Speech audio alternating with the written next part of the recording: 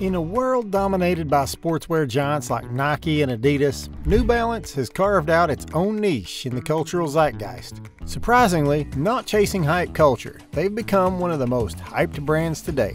This past June, New Balance showcased its influence during Men's Fashion Week, Spring-Summer 2023. Unique versions of the RC30 and 9060 models were unveiled by RLE and Moaloa. Throughout the years, New Balance has rolled out numerous collaborations, including those standout releases like the Donald Glover RC30, Joe Freshgoods 9060 550, Stalled XC72, This Is Never That 1906R/2002R, Aime Leon Dore 991, and Salehe Bembury's 990 version 2.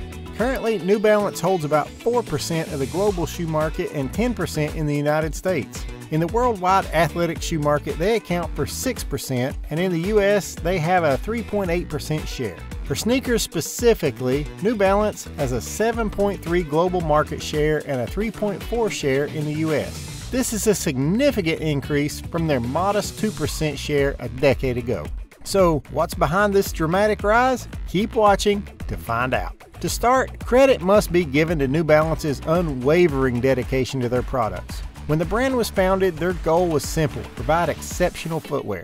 This mission has remained consistent over the years, evident in everything from the materials they choose to the technical support embedded in their shoes. While sneaker culture often chases the newest, loudest, and most visibly innovative designs, New Balance has taken a different path. They remain true to their core offerings, like the 99X and 574 series, occasionally introducing modern reinterpretations of classics such as the 372 and XC72. This approach has helped them stand out in a crowded market.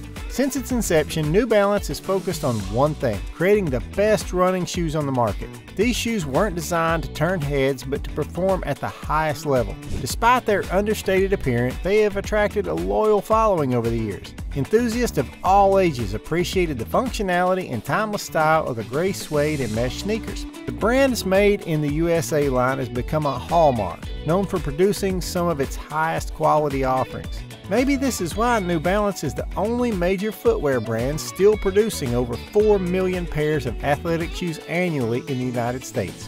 That attention to detail also extends to making their products widely accessible without compromising on quality. Classic styles remain available to the average consumer, and the craftsmanship remains consistent across different models. Many inline sneaker colorways garner as much interest as the collaboration models. In the past 2 years, New Balance shoes have been frequently worn by high-profile celebrities like Gigi Hadid, Timothée Chalamet, Zoe Kravitz, and Chris Pine.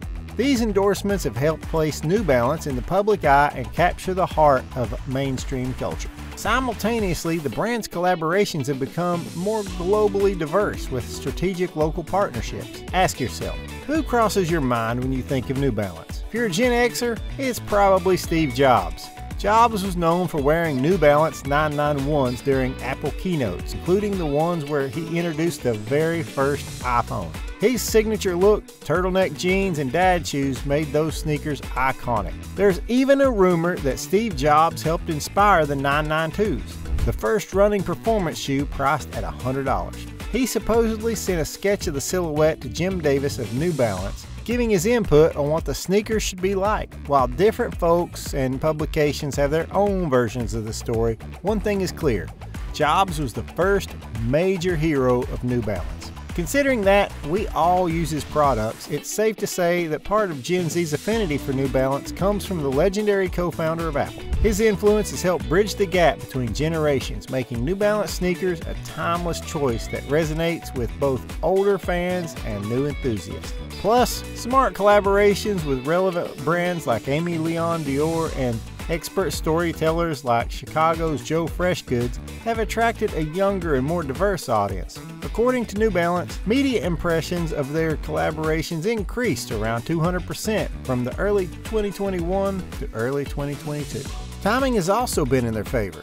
As sneaker hype has grown and inventory has struggled to meet demand, frustrations with resellers and difficulties purchasing new releases from brands like Nike have been mounting. People were looking for something new, attainable, and special, and New Balance provided exactly that. These collaborations serve specific purposes, whether they're storytelling or amplifying the brand's presence in influential niche markets around the world. Many collaborations not only debut new silhouettes, but also relaunch archival models. For example, Aime Leon Dore played a crucial role in the resurgence of the 550s and 650R model. Stray Rats amplified the popularity of the 872s, while the partnership with Casablanca introduced new models like the 327s and XC72. These strategic collaborations have helped New Balance capture diverse audiences and maintain its cultural relevance. Another key element to New Balance's success is their strategic embrace of ambassadors and cultural tastemakers, a move they had been hesitant to make for some time. By observing competitors' influencer strategies and learning from their successes and failures, New Balance crafted a more effective approach. Their ambassador list includes icons like Sadio Mane, Jack Harlow, and Kawhi Leonard, among others. These partnerships have significantly enhanced the brand's visibility and appeal in various cultural spheres. One of the smartest moves New Balance made in the past 2 years was hiring Teddy Santis from Aime Leon Dore to lead their Made in the USA division. This decision was a natural fit given the significance of Santis and his brand have had among streetwear fans and New Balance enthusiasts. His appointment aligns perfectly with New Balance's strategy, leveraging its expertise and reputation to enhance their product lines and appeal to a wider audience. This move's been instrumental in pushing the brand forward and strengthening its presence in the market. Reaching this point wasn't easy. New Balance always had a loyal core following, but for many, it was hard to shake off its reputation as the go-to shoe for dorky dads. Being labeled as uncool was nothing compared to the controversy the brand faced a few years ago.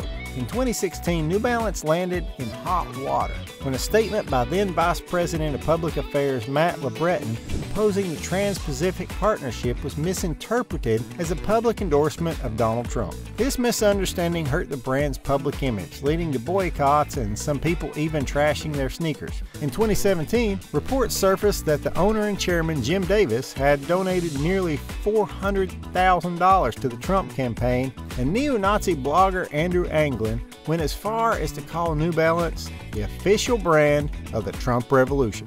To say the brand needed to repair its image is an understatement. At that time, New Balance released a statement clarifying its position on Trump. Since then, it has worked to reposition itself as a platform for diverse collaborators, steering away from the pro-Trump ties that plagued it. Despite this rocky period, New Balance's reputation has rebounded. According to StockX, the brand saw 200% trade growth from 2021 to 2022, becoming the 6th fastest growing sneaker brand on the platform. This resurgence can be attributed to their collaborative work, but the initial spark came from the dad shoe trend in 2018. Suddenly, sneakers like the 990 version 4, once seen as old and uncool, became a fashionable choice for trendsetters. Even Nike has taken a note of New Balance's recent momentum. In 2021, Complex leaked details of an internal Nike meeting where executives expressed concerns about losing customers to smaller independent brands like New Balance, driven by growing frustrations with Nike sneakers. However, Chris Davis, New Balance and Chief Marketing Officer and Senior Vice President of Merchandise, and son of owner Jim Davis, remains focused on improving the brand rather than competing directly with rivals.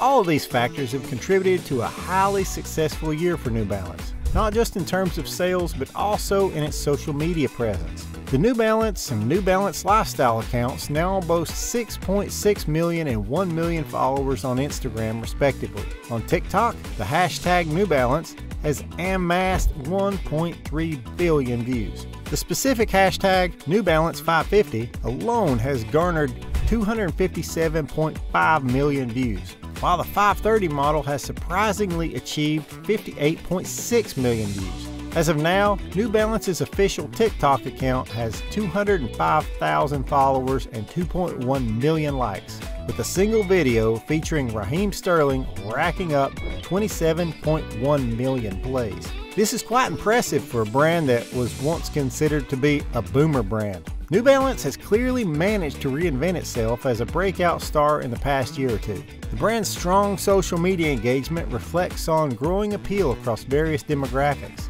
The combination of strategic collaborations, effective use of cultural influencers, and the maintaining high product quality has resonated with a wide audience, from dads in Ohio to supermodels in London.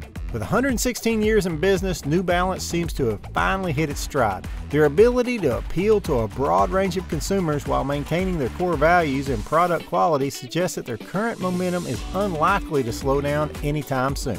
New Balance has effectively positioned itself as a cultural and commercial force, bridging the gap between heritage and modernity.